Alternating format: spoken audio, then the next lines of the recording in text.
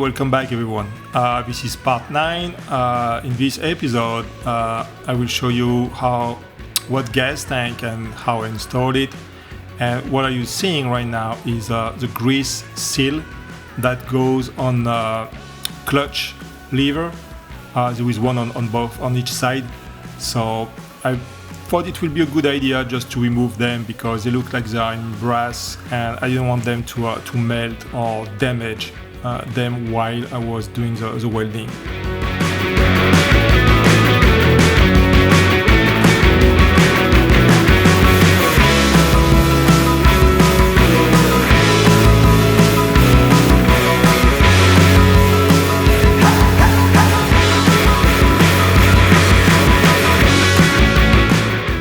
Here I'm trying to see how I can remove that gear linkage because I want to replace it with a new one.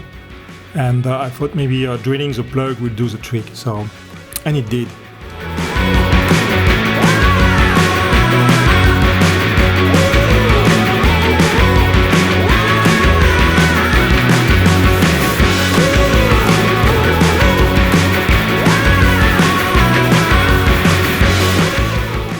Here I'm trying to fix the problem that I had, the clearance problem with the air ride. So this is a bracket that is provided with, and I'm going to draw a line and cut that line so I can bend the bracket to try to follow the shape of the seat at least.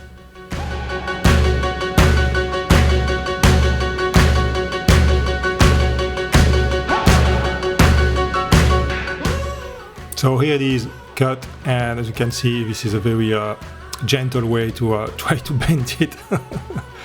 But believe it or not, it worked, and I was happy to see that I could have a good clearance. So the next step was to take care of the bottom bracket.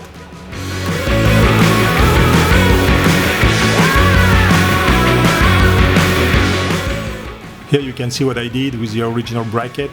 Also, I cut it.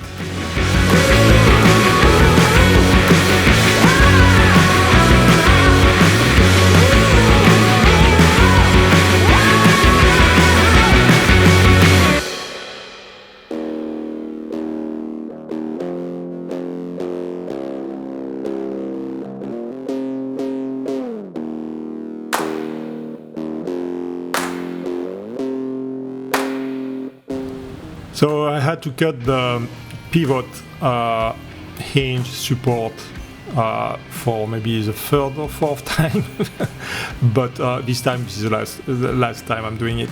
I wanted to have the seat a little bit more forward, so I get the hair ride, a nice clearance in both sides for the front and the rear of the bottom bracket. So I'm gonna weld it again, and then I will be able to adjust the height of the seat.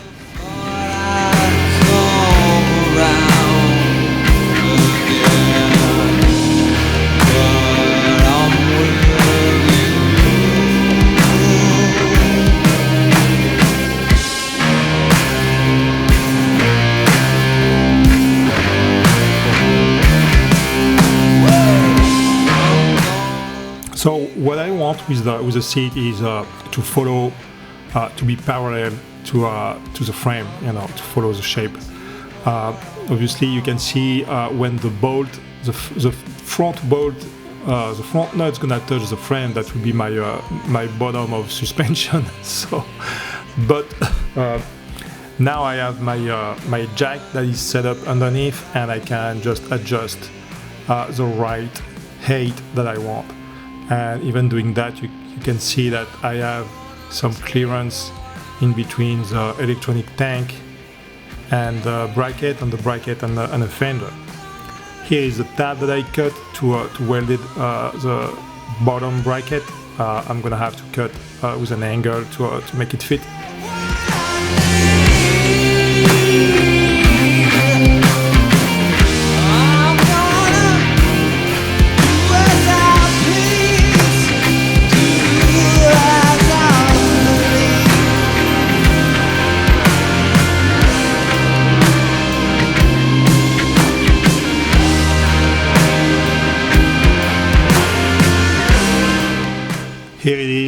this is how it looks. I'm pretty happy with the gap between the frame, the seat, and the fender, and there is some room on some clearance on both sides. So pretty pleased with the result. And as you can see, you know, I can sit on it. I just inflate them. You know, I didn't really check the pressure, but they can hold my weight, and I'm about 240, 250 pounds. So I may even try to deflate them to have more travel.